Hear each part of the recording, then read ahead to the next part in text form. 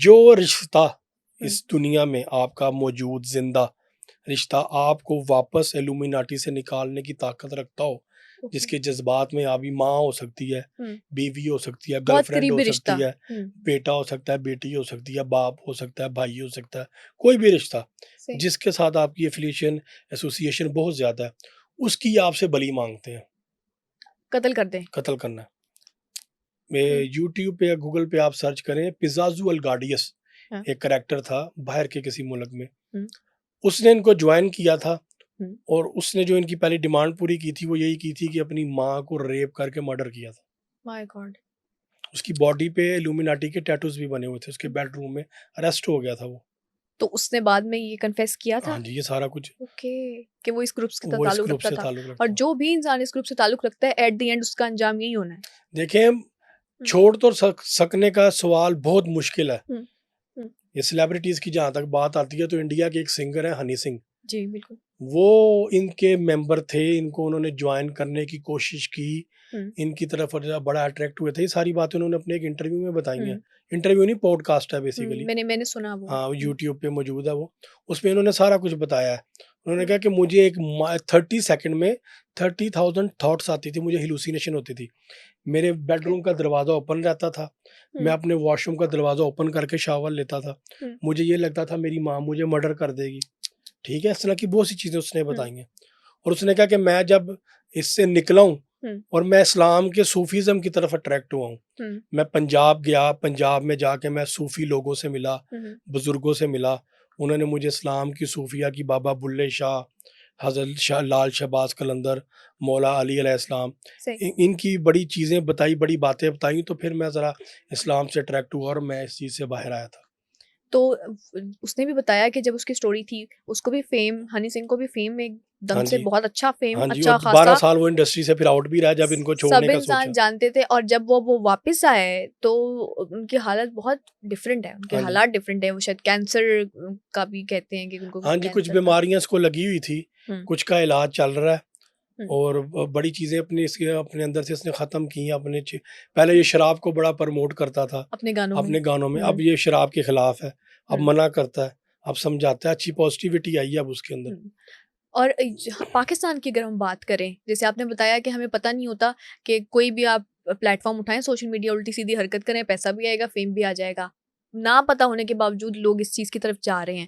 پاکستان میں آپ کو کیا لگتا ہے کہ کس حد تک پھیل چکا ہے یہ سسٹم؟ دیکھیں، آپ کے پاکستان کے بہت سے جو یونیورسٹیز ہیں ینگسٹرز کی، وہاں پہ اس پہ بہت کام ہو رہا ہے، بچوں کو ایتھیزم کی طرف بہت اٹریکٹ کیا جا رہا ہے۔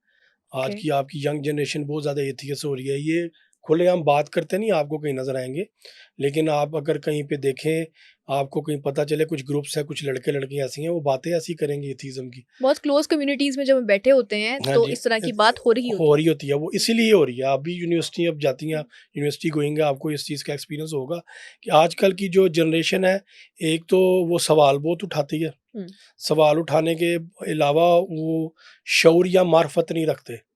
معرفت ہونا بہت ضروری ہے، چاہے آپ مسلمان ہیں، جب آپ کے پاس معرفت نہیں ہے تو آپ کی عبادات، آپ کے باقی معاملات وہ کسی کام کے نہیں ہیں۔ سوال کرنا اچھی بات ہے۔ ہاں جی، سوال دیکھیں، سوال ابلیس نے بھی کیا تھا، اللہ سے اختلاف رائے کیا، سورہ بقرہ میں اس کا ذکر ہے، اللہ نے اس کی اختلافی رائے کو قبول کیا اور اس کو چھوٹ دے دی، اس کو مارجن دیا، اس کو ریلیف دیا، ٹھیک ہے بھائی تم اپنے سٹانس پہ سٹینڈ لو، قیامت تک جو کرنا کرو، میں اپنی جگہ پہ ہوں۔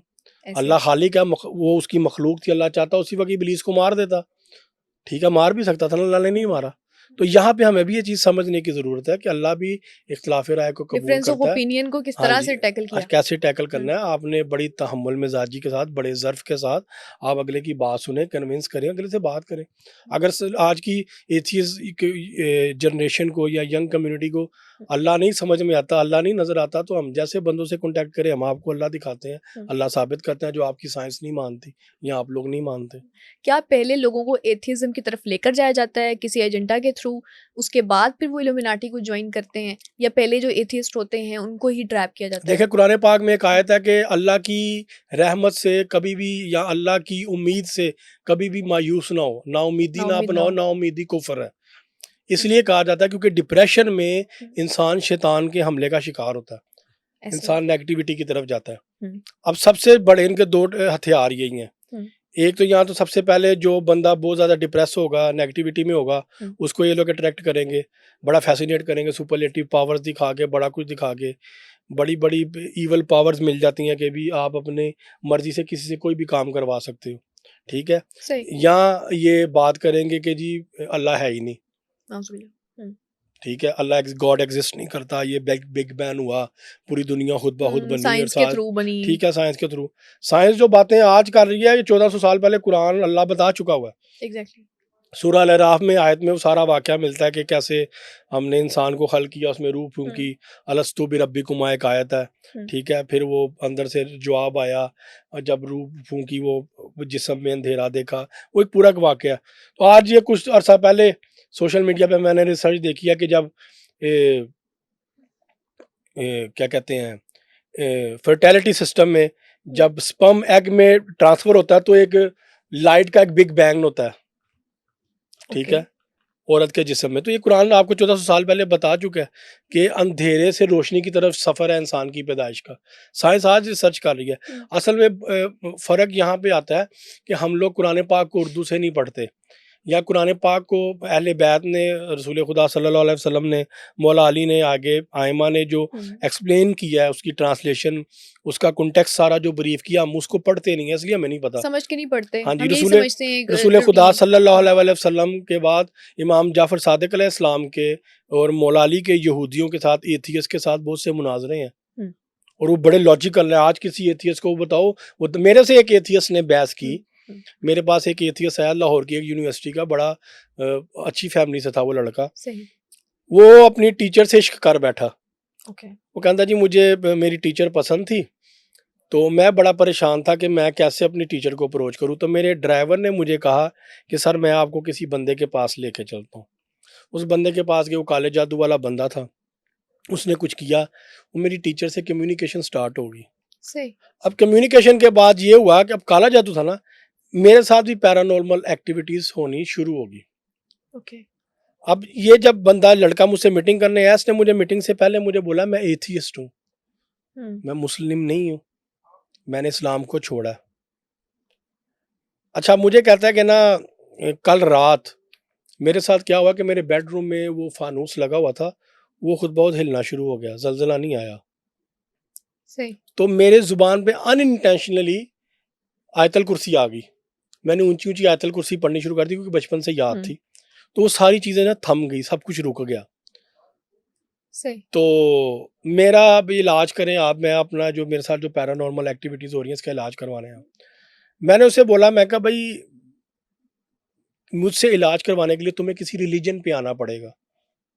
میں زبردستی نہیں تمہیں کہتا تم اسلام پہ آؤ، لیکن اگر اسلام پہ آتے ہو تو میں تمہیں ہر طرح سے فیور دوں گا، اور میں تمہیں اسلام ثابت بھی کر سکتا ہوں، اللہ بھی ثابت کر سکتا ہوں.